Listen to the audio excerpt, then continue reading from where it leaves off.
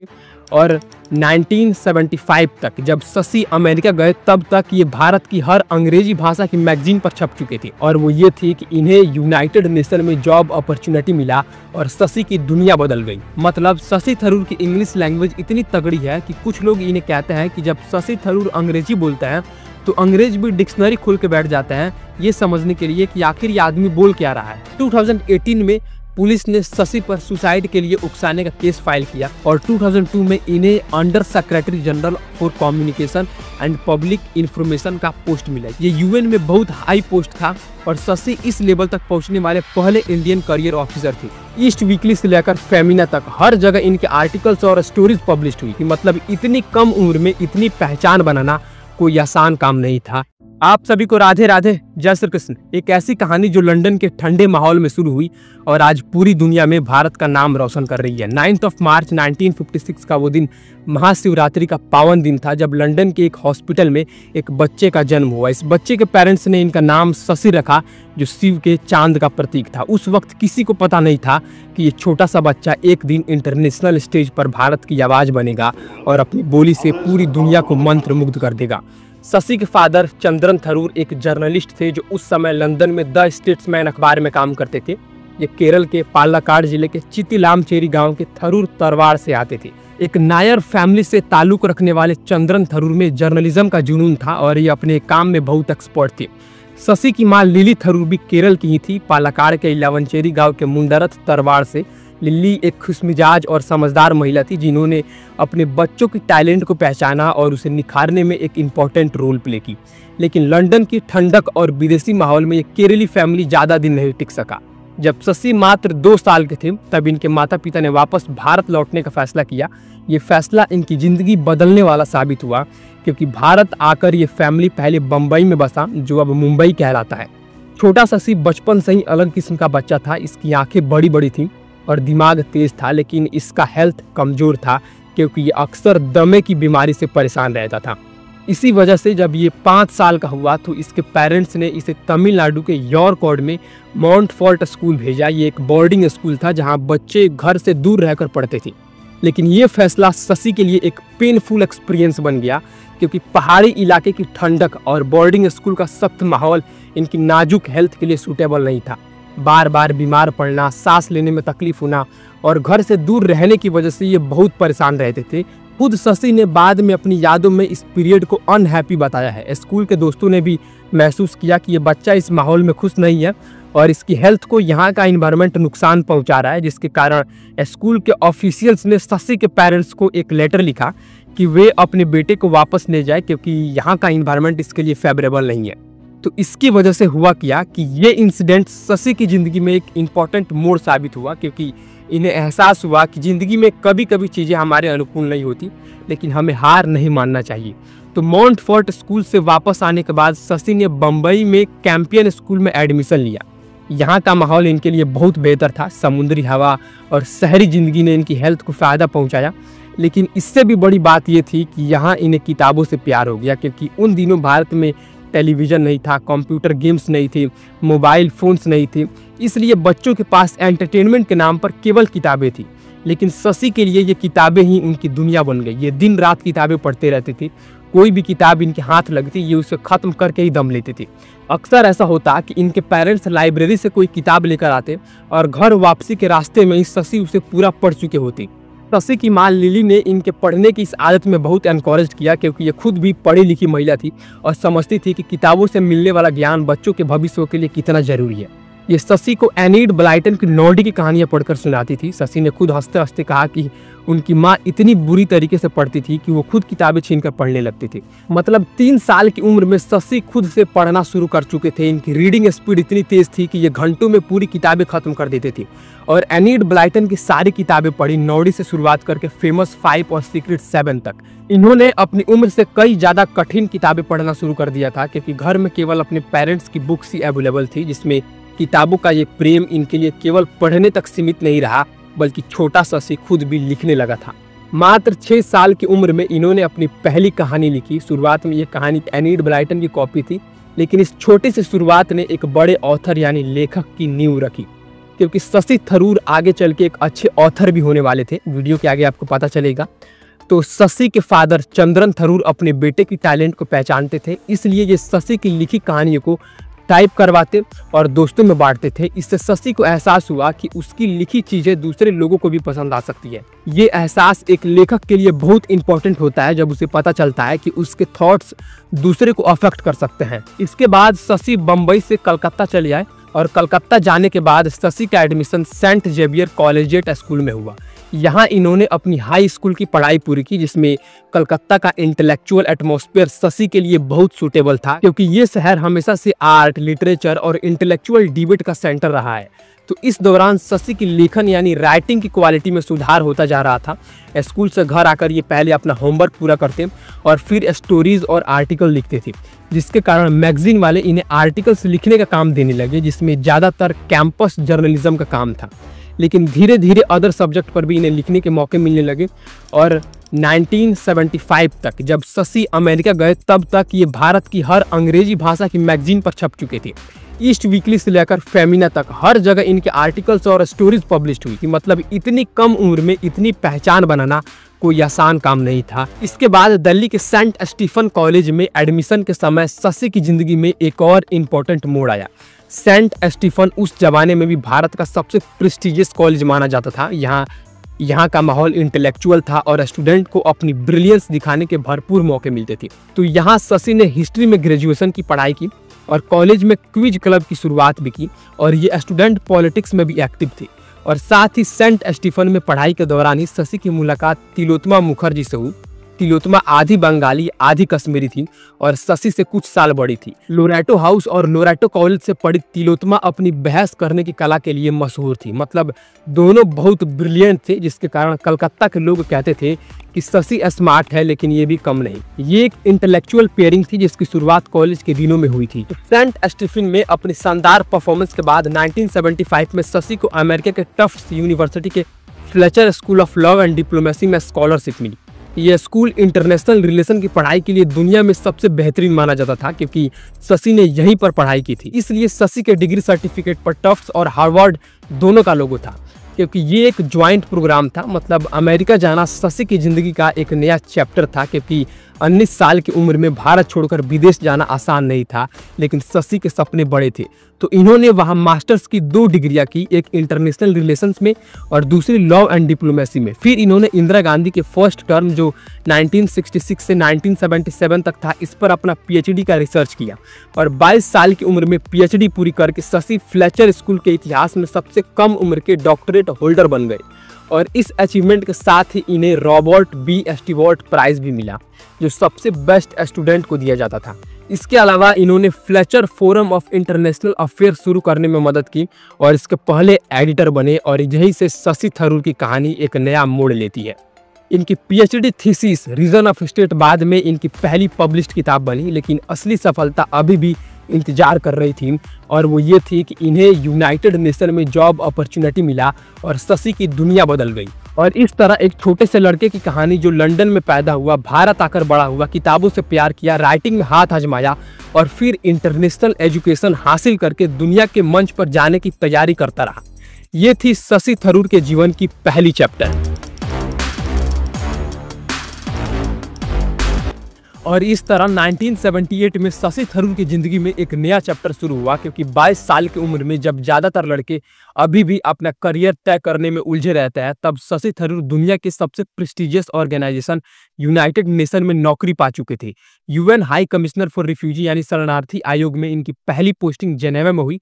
Switzerland का ये खूबसूरत शहर इंटरनेशनल पॉलिटिक्स का गढ़ माना जाता था और यही शशि को पहली बार एहसास हुआ कि वे अब केवल एक इंडियन यूथ नहीं बल्कि एक इंटरनेशनल स्टाफ है, जिसकी जिम्मेदारी पूरी दुनिया के लोगों के कल्याण से जुड़ी हुई है। जेनेवा के ऑफिस में काम करते हुए शशि ने रेफ्यूजी की प्रॉब्लम को बहुत नजदीक से देखा।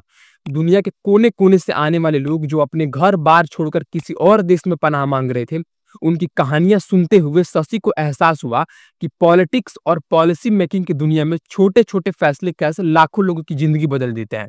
ये एक्सपीरियंस इनके राइटिंग और बाद की पॉलिटिकल सोच में गहराई से दिखाई देता है। लेकिन इनके लाइफ में असली परीक्षा तब आई जब 1981 में इन्हें सिंगापुर भेजा गया, क्योंकि वहाँ वियतनामी बोट पीपल का भयानक क्राइसिस चल रहा था, जिसमें वियतनाम वॉर के बाद हजारों लोग छोटे छोटे नावों में भरकर साउथ चाइना सी के खतरनाक पानी में अपनी जान जोखिम में डालकर भाग रहे थे। कई नावें डूब जाती थी, कई में लोग भूख प्यास से मर जाते थे, और जो बच जाते थे वे सिंगापुर के तटों पर पहुंचते थे। तो इसमें शशि की जिम्मेदारी थी इन रेफ्यूजी को दूसरे देशों में बसाने की व्यवस्था करना। ये काम आसान नहीं था, क्योंकि सिंगापुर एक स्मॉल आइलैंड कंट्री था जो अचानक आने वाले हजारों रेफ्यूजी को संभालने के लिए तैयार नहीं था। शशि को न केवल इन लोगों की तत्काल जरूरतों का ख्याल रखना था, बल्कि पॉलिटिकल प्रॉब्लम्स को भी सुलझाना था। 1981 में जब पोलैंड में सोल्जेरिटी मूवमेंट पर कार्रवाई हुई, तो पोलिश सेलर सिंगापुर के पोर्ट्स में जहाज छोड़कर भागने लगे और ये शशि के पास आकर शेल्टर मांगते थे। एक बार तो एक पोलिश सेलर तैरकर अमेरिकी वॉरशिप तक पहुंच गया, जिससे बहुत बड़ा पॉलिटिकल कंट्रोवर्सी होने का खतरा था। लेकिन शशि ने बिना किसी प्रचार या मीडिया की चर्चा के इस मामले को सुलझा दिया। इसी दौरान इंडोनेशिया के आचेह प्रोविंस से भी पहले रेफ्यूजी सिंगापुर पहुंचे, क्योंकि आचेह में सेपरेटिस्ट मूवमेंट के कारण लोग अपना घर छोड़कर भाग रहे थे। इसलिए शशि को इन सभी जटिल मामलों को संभालना पड़ा। तो 40 साल बाद आज जब वे इन सब इंसिडेंट को याद करते हैं, तो कहते हैं कि ये एक्सपीरियंस उनके लिए बहुत सिखाने वाला था। इन्होंने सीखा कि कैसे बिना शोर शराबे के, बिना मीडिया की चर्चा के भी बड़ी प्रॉब्लम्स का सेटलमेंट किया जा सकता है। मतलब इन 3 सालों में शशि ने हजारों वियतनामी रेफ्यूजी को नए देशों में बसाने में मदद की। अमेरिका, कनाडा, ऑस्ट्रेलिया जैसे देशों ने इन लोगों को अपनाया, लेकिन ये काम केवल कागजों पर फाइल भेजने भर नहीं था। शशि को हर एक परिवार, हर एक व्यक्ति की पर्सनल कहानी सुननी पड़ती थी, उनकी प्रॉब्लम्स को समझना पड़ता था और फिर उनके लिए सबसे एप्रोप्रिएट सॉल्यूशन खोजना पड़ता था। लेकिन सिंगापुर में रहने के दौरान शशि की पर्सनल लाइफ में भी एक बड़ा बदलाव आया, और वो ये था कि साल 1981 में इन्होंने तिलोत्तमा मुखर्जी से शादी की। तिलोत्तमा इनकी कॉलेज की ही थी और इनकी दोस्ती दिल्ली के सेंट स्टीफन कॉलेज के दिनों से चली आ रही थी। तिलोत्तमा आधी बंगाली और आधी कश्मीरी थी और कैलाश नाथ काटूज की ग्रैंड डॉटर थी। लोरेटो हाउस और लोरेटो कॉलेज में पढ़ी तिलोत्तमा अपनी डिबेटिंग स्किल्स और शार्प इंटेलेक्ट के लिए फेमस थी। तो इन्हीं से शशि थरूर की शादी हुई और शादी के बाद तिलोत्तमा ने शशि का सरनेम अपनाया और तिलोत्तमा थरूर बन गई। ये भी एक अच्छी राइटर थी और खुद से लिखने का काम करती थी। इसके बाद साल 1984 में सिंगापुर के केके हॉस्पिटल में इनके जुड़वा बेटे हुए, एक कनिष्क और दूसरा ईशान। दोनों बच्चे समय से पहले हुए थे, जिससे शुरुआती दिनों में काफी परेशानी हुई, लेकिन शशि और तिलोत्तमा ने बड़े प्रेम और धैर्य से अपने बच्चों की देखभाल की। कनिष्क बाद में ओपन डेमोक्रेसी मैगजीन के एडिटर बना और ईशान टाइम मैगजीन में काम करने के बाद वॉशिंगटन पोस्ट में फॉरेन अफेयर्स पर लिखने वाला जर्नलिस्ट बना। अब सिंगापुर से वापस आकर शशि ने यूएन के हेडक्वार्टर न्यूयॉर्क में काम शुरू किया। यहाँ इनकी रिस्पॉन्सिबिलिटी बढ़ी और ये वेरियस डिपार्टमेंट्स में काम करते रहे। लेकिन इसी दौरान इनके राइटिंग स्किल्स भी इम्प्रूव्ड हुआ, क्योंकि सिंगापुर में रेफ्यूजी के साथ काम करते हुए इन्होंने ह्यूमन नेचर की कॉम्प्लेक्सिटी को बहुत नजदीक से देखा था और पॉलिटिकल टर्मोइल में फंसे आम लोगों की दुख, सत्ता के खेल में पिसते इनोसेंट लोगों की कहानी और इंटरनेशनल पॉलिटिक्स की कॉम्प्लेक्सिटीज, ये सब इनके दिमाग में घूमते रहता था, जिसके कारण साल 1980 के दशक के बीच में शशि ने इंडिया के हिस्ट्री पर एक बड़ा नॉवेल लिखने का फैसला किया, क्योंकि इनके मन में एक यूनिक आइडिया आया जिसमें ये इंडियाज फ्रीडम स्ट्रगल और इंडिपेंडेंस के बाद के हिस्ट्री को महाभारत के फ्रेमवर्क में ढालकर प्रेजेंट करना चाहते थे। और ये आइडिया इनके मन में तब आया जब ये पी लाल के महाभारत ट्रांसलेशन पढ़ रहे थे। तो इस आइडिया ने शशि को गहराई से अफेक्ट किया, क्योंकि इन्होंने सोचा कि महाभारत की कहानी में राजनीतिक षड्यंत्र, पारिवारिक कलह, सत्ता संघर्ष, धर्म और अधर्म के बीच की लड़ाई है और ये सब कुछ मॉडर्न इंडिया में भी दिखाई देता है, तो क्यों ना इसे 20वीं सेंचुरी कॉन्टेक्स्ट में लिखा जाए। तो इन्होंने लिखना शुरू किया और शुरुआत में इन्होंने केवल 32 पन्ने लिखे और फिर काम छोड़ दिया। लेकिन जब इनके ब्रदर इन लॉ ने ये पन्ने पढ़े तो वे बहुत इम्प्रेस्ड हुए और बाकी हिस्सा भी मांगा पढ़ने के लिए, जिसके कारण शशि को एहसास हुआ कि इनके पास वाकई कुछ अलग और दिलचस्प है। इसलिए इन्होंने अपनी पूरी एनर्जी के साथ इस नोवेल को पूरा लिख के खत्म किया और साल 1989 में the great Indian novel publish हुआ और ये इंस्टेंट सेंसेशन बन गया, यानी कि काफी ज्यादा लोग इसे पसंद करने लगे। तो इस नोवेल में गांधी जी भीष्म बने, नेहरू धृतराष्ट्र बने और इंदिरा गांधी द्रौपदी बनी। मतलब Indian national Congress party Kaurava party बन गई। तो इस पूरे फ्रीडम स्ट्रगल और इंडिपेंडेंस के बाद के इमरजेंसी पीरियड तक का हिस्ट्री महाभारत के फ्रेमवर्क में प्रेजेंट किया गया। जिसकी वजह से ये नोबेल केवल इंडिया में ही नहीं बल्कि दुनिया भर में पॉपुलर हुआ। फाइनेंशियल टाइम्स ने तो इसे a real Tour de force कहा, संडे ऑब्जर्वर ने इसे मास्टरपीस बताया और इंडियन एक्सप्रेस ने एडवाइस दी कि हर समझदार भारतीय को इसकी एक कॉपी खरीदनी चाहिए। खुशवंत सिंह ने इसे हाल के सालों में किसी भारतीय द्वारा लिखा गया सबसे अच्छा नॉवेल बताया। साथ ही इस नॉवेल का ट्रांसलेशन फ्रेंच, इटालियन, जर्मनी और स्पेनिश लैंग्वेज में हुआ। भारत में भी इसकी मराठी, बंगाली और मलयालम में ट्रांसलेशन हुआ और डजन्स ऑफ यूनिवर्सिटीज में तो इनके लिखे इस किताब पर पीएचडी रिसर्च हुआ। इसके बाद साल 1990 में शशि को इस नोबेल के लिए कॉमनवेल्थ राइटर्स प्राइज मिला, जो एशिया और यूरोप रीजन की सबसे अच्छी किताब को दिया जाता है। लेकिन सबसे दिलचस्प बात यह थी कि इस नोबेल पर कोई रेस्ट्रिक्शन नहीं लगा, क्योंकि गांधी, नेहरू और अदर नेशनल लीडर्स के साथ इनकी हल्की फुल्की और कभी कभी शार्प कमेंट के बावजूद किसी ने इनके और इनके नोबेल का विरोध नहीं किया। शशि खुद कहते हैं कि वे हैरान थे कि इस किताब पर कोई लीगल एक्शन नहीं हुई। केवल 2020 में केरल हाई कोर्ट में एक केस फाइल्ड हुआ था कि ये नायर महिलाओं के लिए अपमानजनक है, लेकिन वो भी कहीं नहीं पहुंचा, खत्म हो गया। यहाँ पर मैं आपको बता दूं कि नायर एक जाति समुदाय है जो केरल में पाया जाता है, इसलिए शशि के खिलाफ ये केस केरल में फाइल हुआ था। और केवल इतना ही नहीं, शशि के इस नोबेल के सक्सेस के बाद शशि की पहचान एक सीरियस राइटर के रूप में हो गई। लेकिन इन्होंने यहाँ रुकने का फैसला नहीं किया, क्योंकि साल 1991 में इनका दूसरा नोबेल शो बिजनेस पब्लिश्ड हुआ, जिसमें ये बॉलीवुड के एक सुपरस्टार की कहानी थी जो क्लियरली अमिताभ बच्चन से इंस्पायर्ड थी। इस नोबेल में हीरो अशोक बंजारा हॉस्पिटल में मौत से लड़ रहा होता है और उसकी पूरी जिंदगी उसकी आंखों के सामने फिल्म की तरह चलती है। मतलब शो बिजनेस में शशि ने इंडियन फिल्म इंडस्ट्री की चकाचौंध, पॉलिटिक्स में मूवी स्टार्स की एंट्री और रियलिटी और इल्यूजन के बीच की ब्लड लाइंस को दिखाया है। ये नोबेल भी काफी पॉपुलर हुआ और साल 1994 में इसे बॉलीवुड नाम से फिल्म भी बनाई गई। इसके अलावा शशि थरूर ने कई किताबें लिखी जो आप यहाँ पर देख सकते हैं। लेकिन केवल राइटिंग में ही शशि का दिल नहीं लगा रहता था, बल्कि यूनाइटेड नेशन में इनकी रिस्पॉन्सिबिलिटी लगातार बढ़ती जा रही थी, क्योंकि साल 1989 में इन्हें यूएन पीस कीपिंग ऑपरेशन के अंडर सेक्रेटरी जनरल का स्पेशल असिस्टेंट बनाया गया। ये वो समय था जब कोल्ड वॉर खत्म हो रहा था और दुनिया भर में नई तरह के कॉन्फ्लिक्ट शुरू हो रहे थे, और इसमें यूगोस्लाविया का डिवीजन और वहां का सिविल वॉर इस दौर की सबसे बड़ी चैलेंज थी। और इसलिए साल 1991 से 1996 तक शशि यूगोस्लाविया में यूएन पीस कीपिंग ऑपरेशन को संभालने की जिम्मेदारी में थी। ये काम बेहद कॉम्प्लेक्स और हार्ड था और इसमें भी बोस्निया, क्रोएशिया और सर्बिया के बीच भयानक लड़ाई चल रही थी। हजारों लोग मारे जा रहे थे और रेफ्यूजी बनने पर मजबूर हो रहे थे और जातीय सफाई के नाम पर नरसंहार हो रहा था। शशि बताते हैं कि यूगोस्लाविया में इनकी टीम शुरुआत में केवल 5 सिविल ऑफिशियल्स और 4 मिलिट्री ऑफिशियल्स की थी, लेकिन धीरे धीरे ये 800 लोगों का डिपार्टमेंट बन गया। लेकिन इसमें प्रॉब्लम ये थी कि वहां शांति बनाए रखने की जरूरत थी, जबकि शांति थी ही नहीं। पीस कीपिंग का मतलब होता है कि सभी पार्टी सीज फायर के लिए सहमत हो और यूएन न्यूट्रल रूप से उसे बनाए रखे। लेकिन यूगोस्लाविया में कोई भी पार्टी शांति चाहता ही नहीं था। और इसमें सबसे दुखद घटना स्रेब्रेनिका में हुई, जहां बोस्नियन सर्ब्स ने हजारों मुस्लिम लोगों और लड़कों का कत्लेआम किया, जबकि यूएन के नीले हेलमेट पहने सोल्जर वहां मौजूद थे, लेकिन वे इस नरसंहार को रोक नहीं सके। तो इसमें शशि कहता है कि पीस कीपिंग का प्रिंसिपल ये है कि आप न्यूट्रल रहें और किसी का साइड ना ले। आपकी गाड़ियां सफेद रंग में रंगी होती है ताकि दूर से दिखाई दी जाए। आप सबके साथ ट्रांसपेरेंसी से काम करते हैं, लेकिन जब एक तरफ इनोसेंट लोग मारे जा रहे हों और दूसरी तरफ हत्यारे हो तो न्यूट्रलिटी मोरली गलत लगती है। इस एक्सपीरियंस ने शशि को बहुत गहराई से अफेक्ट किया। ये समझ गया कि इंटरनेशनल पॉलिटिक्स में कभी कभी थ्योरी और प्रैक्टिकल के बीच बड़ी खाई होती है। यूएन जैसे ऑर्गेनाइजेशन की सीमाएं होती है और वो उतना ही कर सकता है जितना उसके मेंबर कंट्रीज चाहते हैं। हालांकि इन सब के बावजूद शशि ने अपना काम पूरा निष्ठा से किया। इन्होंने दुनिया भर के मिलिट्री कॉलेजेस में पीस कीपिंग पर लेक्चर डिलीवर किए और साथ ही इन्होंने एकेडमिक जर्नल्स में पीस कीपिंग पर आर्टिकल लिखे और इस सब्जेक्ट के एक लीडिंग एक्सपर्ट के रूप में पहचाने जाने लगे।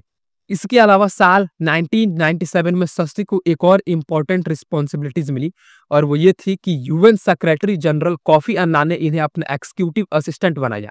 ये पोस्ट बहुत इंपॉर्टेंट था क्योंकि इसका मतलब था कि शशि अब सेक्रेटरी जनरल के सबसे क्लोज एसोसिएट में से एक थे। 1998 में ये डायरेक्टर ऑफ कम्युनिकेशन और स्पेशल प्रोजेक्ट बने।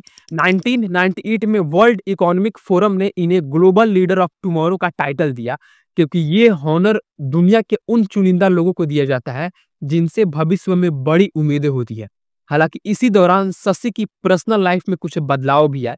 तिलोत्तमा और इनके बीच धीरे धीरे दूरियां बढ़ती गई। दोनों अलग दिशाओं में आगे बढ़ रहे थे। तिलोत्तमा अब न्यूयॉर्क यूनिवर्सिटी में ह्यूमैनिटीज की प्रोफेसर बन गई थी और इंटेलेक्चुअल वर्ल्ड में अपनी अलग पहचान बना रही थी। ये दोनों अपने अपने करियर में बिजी थे और फैमिली लाइफ के लिए समय कम मिल पा रहा था। तो इसको लेकर शशि ने बाद में एक इंटरव्यू में कहा था कि ये दोनों अलग हो गए थे, जिस सेपरेशन पेनफुल था, लेकिन दोनों ने इस सभ्यता से संभाला। इनके दोनों बेटे कनिष्क और ईशान अब बड़े हो रहे थे और अपनी अलग राह बना रहे थे। अब साल 2001 में शशि को UN department of public information का इंटरिम हेड बनाया गया और 2002 में इन्हें under secretary general for communication and public information का पोस्ट मिला। ये यूएन में बहुत हाई पोस्ट था और शशि इस लेवल तक पहुंचने वाले पहले इंडियन करियर ऑफिसर थे। आमतौर पर इस लेवल का पोस्ट पॉलिटिकल अपॉइंटमेंट्स है, जिसमें देश अपने रिप्रेजेंटेटिव भेजते हैं, लेकिन कोफी अन्नान ने एक करियर ऑफिसर को इस पोस्ट पर बिठाकर एक नई परंपरा शुरू की। इस पोस्ट पर आकर शशि की जिम्मेदारी थी दुनिया भर में यूएन की छवि सुधारना और लोगों तक यूएन का मैसेज पहुंचाना।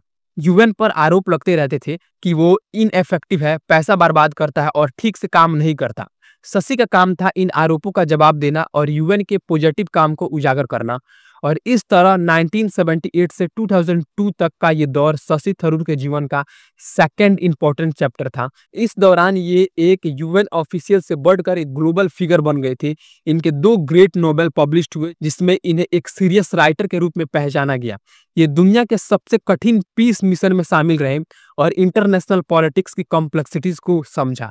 इनकी पर्सनल लाइफ में उतार चढ़ाव आए, लेकिन ये हमेशा अपने काम के प्रति प्रतिबद्ध रहे।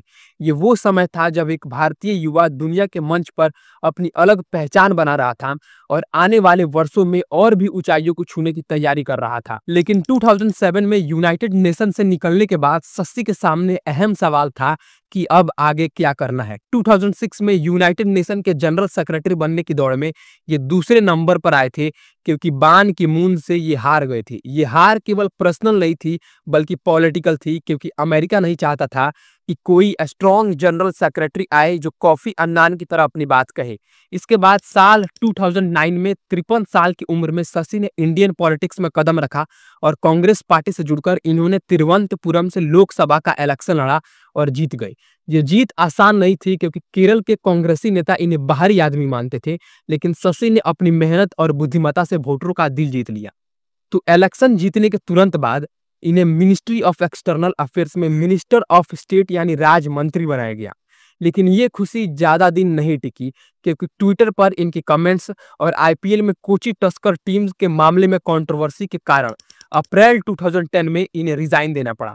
लेकिन इसी दौरान इनकी पर्सनल लाइफ में एक नया मोड़ आया। अगस्त 2010 में इन्होंने सुनंदा पुष्कर से शादी की। सुनंदा एक कश्मीरी बिजनेस वुमन थी जो दुबई में रहती थी। ये एक खुशी भरी शादी लगती थी, लेकिन ये खुशी ज्यादा दिन नहीं टिकी, क्योंकि 17 जनवरी 2014 को दिल्ली के एक 5 स्टार होटल में सुनंदा का डेड बॉडी मिला। इससे पहले उन्होंने सोशल मीडिया पर शशि पर एक पाकिस्तानी जर्नलिस्ट के साथ अफेयर का आरोप लगाया था। पुलिस ने पहले इसे सुसाइड बताया, फिर मर्डर कहा, फिर डिप्रेशन मेडिकेशन के ओवरडोज से मौत बताया। 2018 में पुलिस ने शशि पर सुसाइड के लिए उकसाने का केस फाइल किया, लेकिन 2021 में कोर्ट ने लैक ऑफ एविडेंस की वजह से इन्हें छोड़ दिया। तो इन सब कंट्रोवर्सीज के बीच 2015 में शशि को इंटरनेशनल पहचान मिली, क्योंकि ऑक्सफोर्ड यूनियन में represents Britain pays to its former colonies subject पर इनके 15 मिनट के स्पीच ने तहलका मचा दिया। इस स्पीच में इन्होंने डेटा के साथ प्रूव किया कि अंग्रेजों के आने से पहले भारत की दुनिया की इकोनॉमी में 23% हिस्सेदारी थी, जो अंग्रेजों के जाने तक घटकर 4% रह गई। ये वीडियो यूट्यूब पर वायरल हुआ और करोड़ों बार देखा गया। पूरी दुनिया में शशि की तारीफ हुई। इस स्पीच को बाद में इन्होंने an era of darkness the British empire in India किताब लिखा, जो बेस्ट सेलर बनी। और आज 2025 में शशि थरूर तिरुवनंतपुरम से लगातार चौथी बार एमपी चुने गए हैं। ये पार्लियामेंट्री कमेटी के चेयरमैन है और कांग्रेस पार्टी के मेन स्पोक पर्सन में से एक है। 2022 में इन्होंने कांग्रेस प्रेसिडेंट पोस्ट के लिए इलेक्शन लड़ा था, लेकिन मल्लिकार्जुन खड़गे से हार गए। आज भी 69 साल की उम्र में शशि थरूर उतने ही एक्टिव है। ये लगातार किताबें लिख रहे हैं, लेक्चर दे रहे हैं और पॉलिटिक्स में एक्टिव है। साथ ही ये अपनी इंग्लिश लैंग्वेज की कमांड और डिफिकल्ट वर्ड्स के इस्तेमाल के लिए मशहूर है। मतलब शशि थरूर की इंग्लिश लैंग्वेज इतनी तगड़ी है कि कुछ लोग इन्हें कहते हैं कि जब शशि थरूर अंग्रेजी बोलते हैं तो अंग्रेज भी डिक्शनरी खोल के बैठ जाते हैं, ये समझने के लिए कि आखिर ये आदमी बोल क्या रहा है। हालांकि कुछ लोग कहते हैं कि शशि कांग्रेस छोड़कर बीजेपी में जा सकते हैं, लेकिन ये इसे फिलहाल इनकार करते हैं। हाल में इन्होंने कहा कि देश पार्टी से पहले आता है और ये नेशनल ड्यूटी के लिए तैयार है। तो इस तरह एक छोटे से लड़के की कहानी जो लंदन में पैदा हुआ, भारत में पाला बड़ा, अमेरिका में पढ़ा, यूनाइटेड नेशन में काम किया और फिर वापस भारत आकर पॉलिटिक्स में आया। ये है शशि थरूर की पूरी कहानी, एक ऐसे व्यक्ति की कहानी जिसने अपनी योग्यता, मेहनत और प्रतिभा से दुनिया में भारत का नाम रोशन किया। इनकी जिंदगी में उतार चढ़ाव आए, कंट्रोवर्सीज हुए, लेकिन ये हमेशा अपने प्रिंसिपल्स पर कायम रहे और आज भी ये भारत के मोस्ट एजुकेटेड और टैलेंटेड पॉलिटिशियंस में से एक माने जाते हैं। अब इसी के साथ ये वीडियो होता है खत्म। अगर आपको अच्छा लगे तो आप अपने दोस्तों के साथ शेयर कर सकते हैं। मिलता है किसी नेक्स्ट वीडियो में, तब तक के लिए राधे राधे, जय श्री कृष्ण।